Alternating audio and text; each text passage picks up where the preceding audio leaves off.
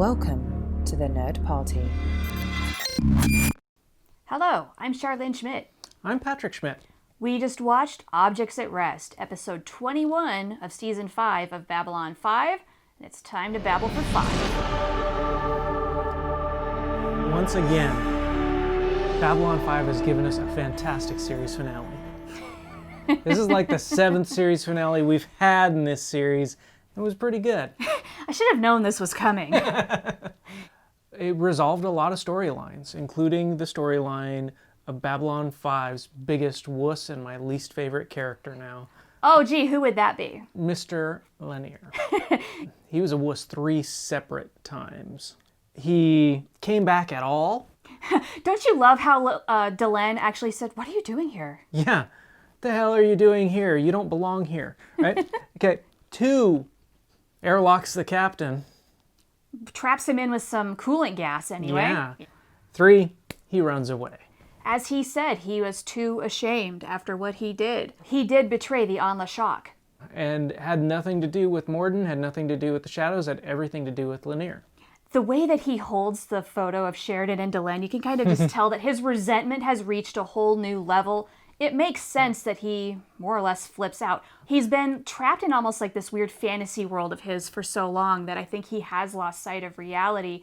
And now he has to re-find himself. He has lost everything that he was pining for with these actions. So what is left? Of all the characters on Babylon 5, Lennier has shown the least growth. Well, he kind of got stuck, didn't he? Yep. I kind of wish he had somebody that he felt he could go to for help and advice. He's not going to seek out those who would be willing to help him, though. No. And this is partly on Delenn, too. She didn't completely understand the extent of his love for her. She didn't do much to say, "I'm married, back up off this God. No? Sometimes you just need to be blunt. One very quick thing about Minbar. Of any place in the Babylon 5 universe, that is where I would want to live too. Yeah, it's pretty. It's so pretty. Yeah, neat place. Well, how about instead of talking about folks who might not be doing so well, like Lennier, let's talk about someone who is downright thriving in his new life, and that would be Michael Garibaldi. Yeah, to be honest, I didn't think we'd see Garibaldi again after last episode. I thought that was his goodbye, but we got a little epilogue. It was cool to see him taking over Edgar's Industries. What did you think about his strategy of taking middle management grunts, the troublemakers, if you will, and giving them a promotion? He has the ability to keep them together. That's the thing. Garibaldi has the ability to take that passion and channel it. Sure. I think he also realized that the people who complain, the squeaky wheels, are also the ones who care. You know? Yes. And Yeah. they wouldn't be complaining and bitching and moaning if they didn't actually care about what was happening. Yes. Yeah, and these people are going to be held accountable to him, and as he said, if they screw up, he'll eat them for lunch. One thing we haven't talked about yet that started off the whole episode is we finished setting up Babylon 5, the new class. Yes, we did. It was kind of cool to have that panning shot of everyone who was in their new spots. The new Jakar, the new Franklin, the new Sheridan. Oh, it was so cool. And then, of course, the salute. Oh, and the music is swelling. I have to admit, I got a little misty-eyed. Yeah. You know, they're setting up the spin-off, and they're setting up the animated series. Oh, man. And that was cool.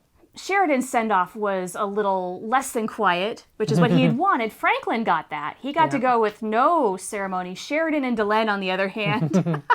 What were you thinking when Sheridan basically hands off the speech-giving to Delenn? He understands that she's also a speech maker, and she probably has some thoughts, and he figured she's going to do it more eloquently.